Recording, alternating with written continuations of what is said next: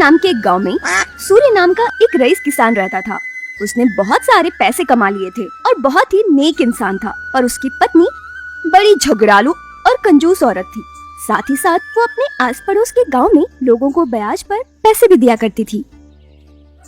सुनो कांता, भूख लग रही है, जल्दी से खाना परोस दो। हाँ, वैसे बनाया क्या है आज? बैंगन का भरता बना है, थोड़ी देर रुकिए, 10 मिनट में खाना निकाल कर लाती हूँ। क्या कहा? आज भी तुमने बैंगन का भरता बनाया? पिछले 4 दिनों से तुम यही सब्जी बना रही हो, पता है? कभी कोई और सब्जी, दाल, सांभर कुछ तो बना सकती हो ना। बैंगन खाकर ऊब चुका हूँ। हाँ तो क्या करूँ? घर में उगे हुए इन बैंगनों को सड़क पर फेंक तो नहीं सकती ना, इसे कोई खरीद भी तो नहीं सकता है। हर किसी के घर पे सब्जियाँ उगी है। हमें किस चीज की कमी है जो घर की सब्जियों को बेचना पड़ रहा है? बाहर से कोई सब्जी खरीद कर तुम घर पे लाकर अच्छे से बना सकती हो ना। ना घर पर दाल बनती है और ना कभी तुम मुर्गी बनाती हो। इतना कमाने के बाद भी कभी ढंग का खाना नहीं खा पाते। तुम्हारी कंजूसी के चलते तुमने अपना पेट तो काट ही रखा है और साथ में हमें भी घसीट रही हो। क्या दुनिया से जाते वक्त सब साथ लेकर जाओगी? कितने बिजी हो तुम? खाना खाने के लिए बैठ जाओ तो तभी दुनिया भर के काम याद आएंगे। हमेशा खाने के टाइम पर ही किटपिट करते रहते हो तुम। और क्या मैंने कभी मुर्गी नहीं पकाई? महीने में एक बार मुर्गी तो बनाती हूँ। हमसे अच्छा तो खाना हमारे यहाँ काम करने वाले मजदूरों के घर पर हमेशा बनता है, पता है? हमारे पास इतनी जायदाद है फिर भी खाना ढंग का नहीं मिलता। 2 ही तो बेटे हैं हमारे, उनकी भी शादी कर दी हमने। अब हमें किसकी जरूरत है? हाँ हाँ, आप तो ऐसा ही कहेंगे। मेरी बचत की आदत से आपकी जायदाद दुगनी हुई है। कांता भाभी, ओ कांता भाभी! रुको, कोई मुझे बुला रहा है। कौन है? मैं अभी आती हूँ देखकर। हाँ जाओ जाओ। और कौन होगा? कोई ब्याज पर पैसे लेने आया होगा। ना जाने हमारे पास किस चीज की कमी रह गई है जो तुम ब्याज पर पैसे जोड़कर और भी ज्यादा पैसे कमाना चाहती हो। हाँ बताओ, कैसे आना हुआ सुभाष भाई? कुछ काम था आपको? दरअसल भाभी, मुझे 10 रुपए उधार चाहिए थे, इसलिए आपके पास आया हूँ। अच्छा, 10 रुपए क्या ऐसे ही आ जाते हैं? कहाँ से लाऊंगी मैं 10 रुपए? अच्छा ठीक है, तुम्हारे पास गिरवी रखने को कुछ है? ये लो भाभी, मैं तांबे का लोटा लाया हूँ। छी, ये तो वही लोटा है जो तुम सुबह सुबह खेत में लेकर जाते हो। इसे गिरवी रखोगे तो क्या ले जाओगे? चलो ठीक है, लाओ ये रखो तुम 9 रुपए और 1 रुपए ब्याज काट कर दे रही हूँ। वैसे बताओ असल कब दोगी? मैं 2 हफ्तों में लौटा दूंगा भाभी, और अगर ना लौटा पाया तो आप इसे अपने पास रख लेना। हाँ हाँ ठीक है, जाओ। बड़ा आया गिरवी वाला, 2 हफ्ते में पैसे देकर ले जाना। इसके बाद कांता वो लोटा लेकर घर के अंदर चली गई और उसे अलमारी के अंदर रख दी, जहाँ पर पहले से ही काफी सारे लोटे, घड़े, ग्लास रखे हुए थे। क्या हुआ? लगता है वो फिर से सुभाष बेवड़ा आया था। कौन सी चीज गिरवी रख के गया है? रखी होगी कोई चीज, इससे आपको क्या लेना देना? आपको भूख लगी है ना? बैठो, मैं खाना लेकर आती हूँ। वैसे तुम क्या करोगी? इन सभी गद्दों और लोटों को इतने सारे अलमारी में तो रख रखे हैं, बताओ ना इतने सारों का क्या करोगी? इस तरह बड़बड़ाते हुए सूर्या ने भोजन किया और थोड़ी देर आराम करने के लिए आंगन में चला आया। कांता जी, कांता जी! क्या हुआ बेटा, कैसे आना हुआ? क्या बात है बताओ। क्या बताऊं कांता जी, मेरे पति किसी काम से शहर गए हुए हैं और उन्हें जाकर 1 महीना हो चुका है। कहते हैं कि उन्हें 1 और महीना लगने वाला है अभी वापस आने में। घर में फूटी कौड़ी नहीं है, बच्चे घर में भूख से तड़प रहे हैं। अगर आप मुझे बस 50 रुपए उधार दे देते तो मैं अपने घर जाकर कुछ अनाज लेती आऊंगी। जैसे ही मेरे पति लौट आए, ब्याज सहित आपको वापस कर दूंगी। दया करके मुझे पैसे दे दो। 50 क्या, 100 रुपए लेकर जा, मुझे क्या है। वैसे ये बताओ, गिरवी रखने के लिए क्या लाई हो? बिना गिरवी के पैसे नहीं मिलेंगे। नहीं कांता जी, गिरवी रखने के लिए मेरे पास कुछ भी नहीं है। मेरे पास जो भी सोना था वो पहले ही रख चुकी हूँ। अगर तुम्हारे पास गिरवी रखने के लिए कुछ नहीं है तो मैं तुम्हें पैसे नहीं दे सकती। जाओ यहाँ से तुम। कांता जी, मैं आपके आगे हाथ जोड़ती हूँ, मुझ पर दया कीजिए। मेरे बच्चे भूख से तड़प रहे हैं। मेरे पति के वापस आते ही मैं आपको सारे पैसे लौटा दूंगी। दया कीजिए। ऐसे गाँव वालों की मजबूरी सुनकर मैं अगर पैसे देती रही तो भीख मांगना पड़ेगा। तुम जाओ यहाँ से। इस तरह सीता के कई बार विनती करने पर भी कांता ने उसे पैसे देने से इनकार कर दिया। वो बेचारी सीधी साधी निराश होकर चली गई। बेटा सीता, तुमने 50 रुपए मांगे थे ना, ये लो मैं तुम्हारे लिए लेकर आया हूँ। साहब जी, क्या आपको भाभी जी ने ये पैसे देने को कहा है? नहीं बेटा, तुम्हारा दर्द देख कर ही दे रहा हूँ मैं ये पैसे। तुम्हें इसका ब्याज देने की कोई जरूरत नहीं है, ठीक है? तुम्हारे पति जब आ जाए तब तुम लौटा देना। जाते जाते रास्ते से कुछ अनाज लेके जाना और बच्चों को बनाकर खिला देना। साहब जी, आप कितने अच्छे हो। मैं अभी यही सोचते हुए जा रही थी कि मेरे बच्चों का क्या होगा। आपने भगवान की तरह आकर मेरी मदद की है साहब। मैं जल्दी आपके पैसे लौटा दूंगी। जब सूर्या उसे पैसे देकर लौट रहा था तो बड़ी बहू ने उसे देख लिया। तो बेटा, तुमने सब कुछ देख लिया, अब क्या करूँ? कुछ नहीं, तुम्हारे सासू माँ के किए पापों को धोने की कोशिश कर रहा हूँ। उस बेचारी सीता के 2 छोटे बच्चे हैं, उन भूखे बच्चों को अगर कुछ पैसे दे देती तो क्या बिगड़ जाता। पापा जी, मैं आपके बारे में सब जानती हूँ और सासू माँ पैसे छिपा कर रखती है और आप दान में देते हो। फिक्र मत कीजिए, मैं ये बात सासू माँ को नहीं बताऊंगी। बेटा तुम बहुत समझदार हो। खैर छोड़ो, रईस बहू रानी कहाँ है? आज तुमने उनके लिए क्या बनाया है? जो सासू माँ ने बनाया है वो उसे पसंद नहीं है। आज मैंने करेला फ्राई बनाया है पापा जी, वही आराम से बैठकर खा रही है वो। कम से कम वो अपनी झूठी थाली तो धोती, या वो भी तुम करती हो? मैं ही धोती हूँ पापा जी, अब क्या करूँ? अगर सासू माँ ने उन्हें बर्तन धोते हुए देख लिया तो मुझे ताना जरूर मारेंगी। इससे तो अच्छा है मैं ही सारे काम कर लूँ, सारे बर्तन धुल लूँ। क्या कहूँ बेटा, पैसों से जितना उसे मोह है उतना इंसानों से नहीं है। उसके मुंह लगने के डर से ही तो मैं यहाँ चुपचाप बैठा रहता हूँ। बड़ी बहू लक्ष्मी उनसे बात करके जब घर के अंदर जा रही थी तभी उसने देखा छोटी बहू लवीना अपनी जूठी थाली धो रही है। अरे अरे, तुम क्यों काम कर रही हो बेटा? तुम जूठी थाली क्यों धो रही हो? और वो लक्ष्मी कहाँ गई? अरे लक्ष्मी कहाँ गई? हाँ, तुझे मैंने कितनी बार कहा है कि छोटी बहू से काम मत करवाया कर। मम्मी जी, मैंने उससे कहा था कि खाने के बाद, लेकिन इसने मेरी बात नहीं सुनी और खुद ही काम करने लगी। मम्मी जी, आप दीदी को क्यों डांट रही हो? अगर मैंने अपनी जूठी थाली धो ही ली तो इसमें क्या गलत है, बताइए। ये तुम कैसी बातें कर रही हो बेटा? तुम्हारे पिताजी तो कितने रईस हैं। तुम्हारे घर पर तो काम करने के लिए नौकर होते हैं। क्या तुमने कभी घर पे काम किया? अगर तुम्हारे पिताजी को इस बारे में पता चल जाए तो क्या सोचेंगे? इस बड़ी से तुम्हारी क्या बराबरी? ये तुम्हारी तरह दहेज लेकर थोड़ी आई है। मेरे भोले भाले बेटे को अपने प्रेम के जाल में फंसा कर आई है। इसने बिना दहेज ही मेरे बेटे से शादी कर ली है। घर का काम करना इसका फर्ज है। अच्छा मेरी बात सुनो लवीना, तुम जाओ, मैं काम कर लूंगी। सासू माँ आप भी जाइए। देख नाटक कितना अच्छा करती है। अगर अगली बार इसे काम करते हुए देखा ना तो देख लेना मैं क्या हाल करूंगी तेरा। तो इस तरह घर के सारे काम घर की बड़ी बहू लक्ष्मी ही करती थी और छोटी बहू लवीना अपने साथ बहुत सारा दहेज लेकर आई थी, इसलिए वो सासू माँ की चहेती थी और आराम से रहती थी। लक्ष्मी, मैंने सुना आज फिर से माँ तुम पर चिल्लाई। अगर तुम उसकी बात मान लो तो ये सब मुझे पता नहीं होगा। मैं चाहे जो भी कर लूँ आपकी माँ को अच्छा नहीं लगेगा, क्योंकि मैं दहेज में पैसे लेकर नहीं आई ना। मैं कुछ भी पूछूं तुम पैसों की बात बीच में लाती हो। खैर तुम जानो और माँ जाने। कुछ दिनों बाद यूं बीच रात में कांता इस दुनिया से चल बसी। उसे अपने साथ ले जाने के लिए खुद यमदूत आए।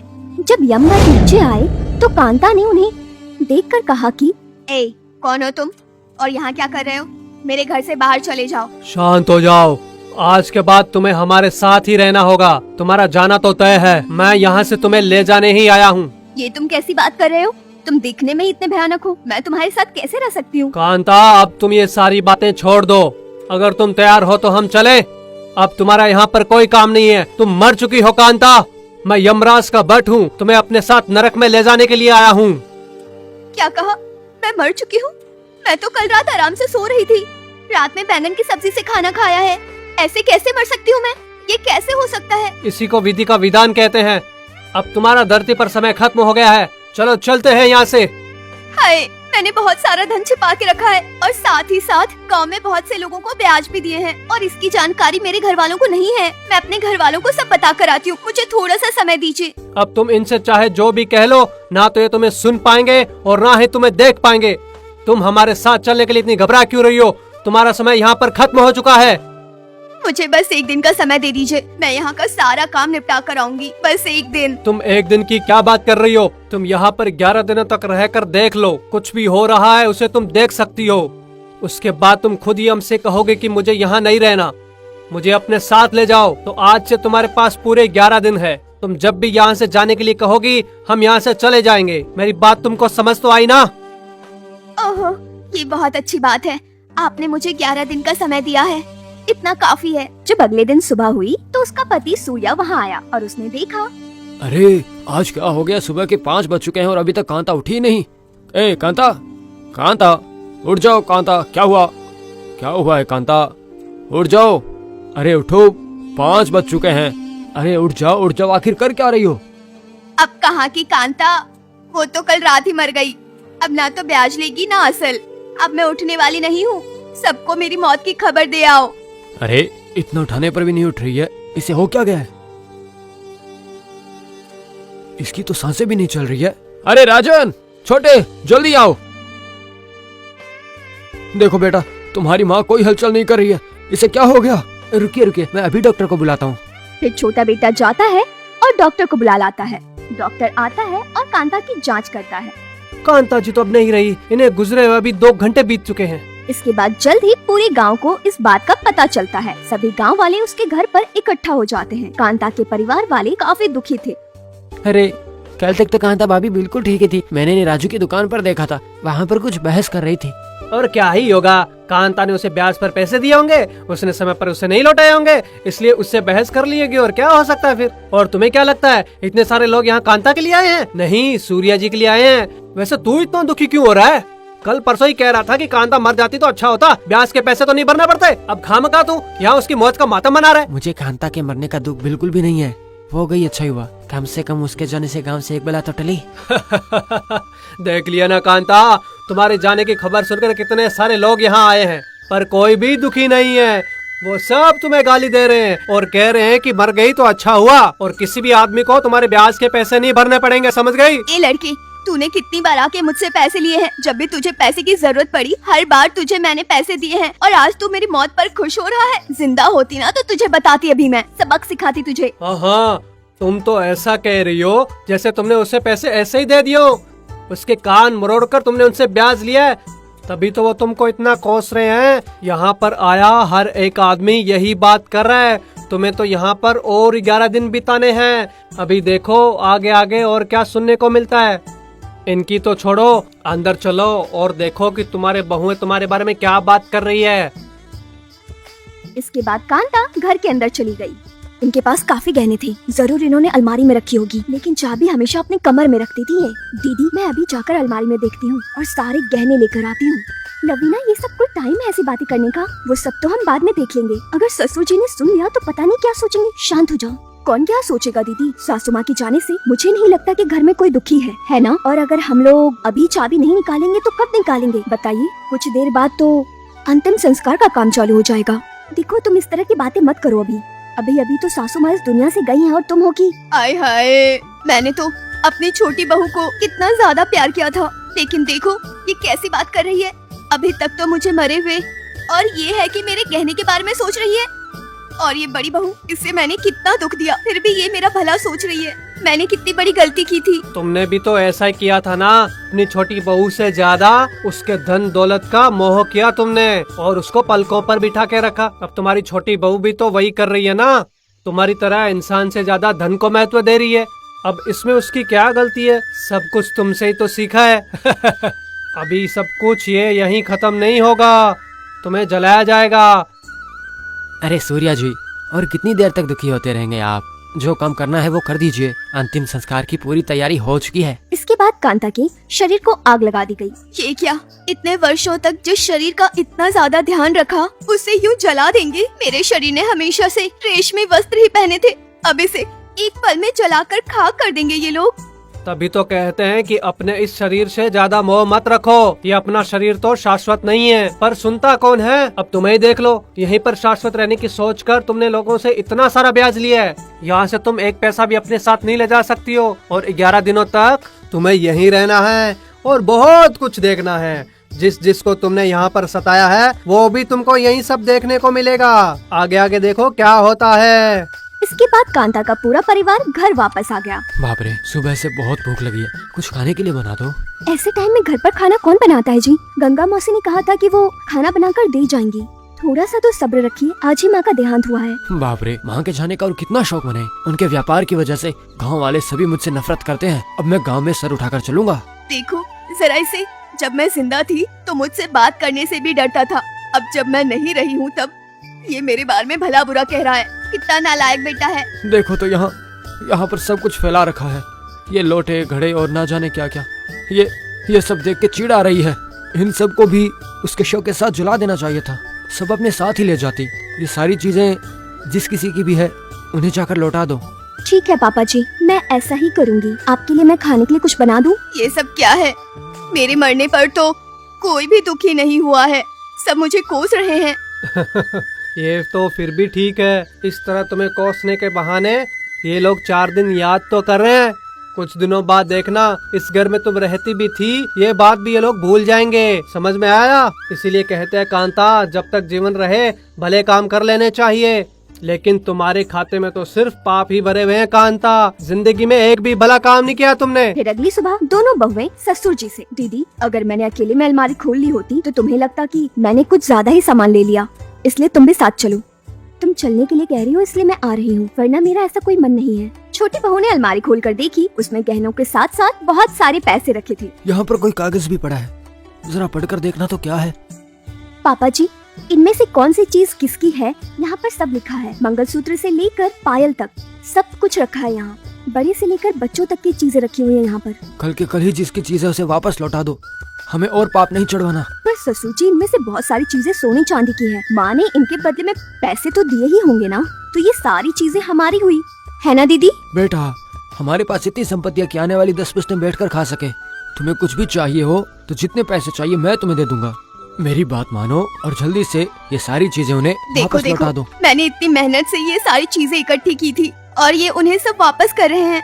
क्या अभी भी तुम्हारी अकल ठिकाने नहीं आई कांता?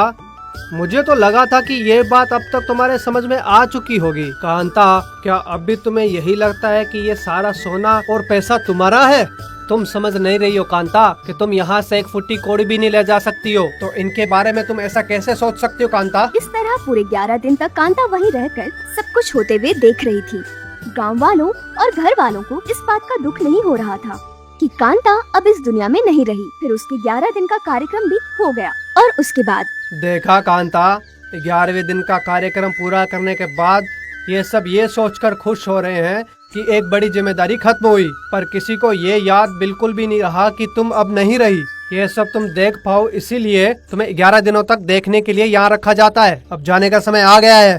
सही कहा। क्या मैंने नफरत के लिए दिन रात मेहनत करके सारा दिन इकट्ठा किया था? क्या यही सब देखने के लिए मैं इस धरती पर रही? बिल्कुल नहीं। मुझे इस बात का अफसोस है। और उस दिन कांता ने जिंदगी का एक सच जान लिया कि इस धरती से कोई भी अपने साथ कुछ लेकर नहीं जा सकता। अब चलो, समय हो गया है। हाँ, बिल्कुल सही कहा आपने। अब हमें यहाँ से जाना चाहिए।